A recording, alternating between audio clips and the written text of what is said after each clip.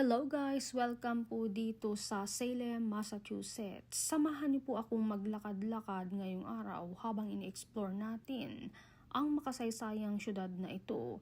At espesyal po ang araw na ito para sa akin dahil ngayong May 28 ayon sa Pacific Daylight Time ng California ay kaarawan ko po. Maraming salamat po sa lahat ng bumabati at sumusuporta.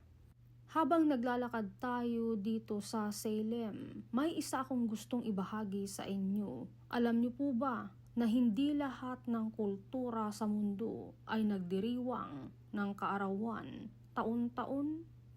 Sa ilang bansa at tradisyon, mas mahalaga ang tinatawag na age milestones kaysa sa regular na pagdiriwang ng kaarawan.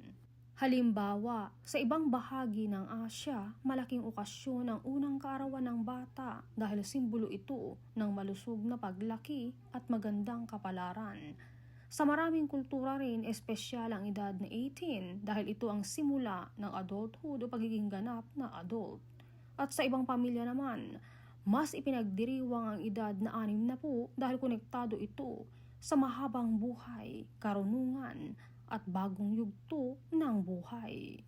Noong sinaunang panahon, hindi rin talaga lahat ng tao ay may birthday records.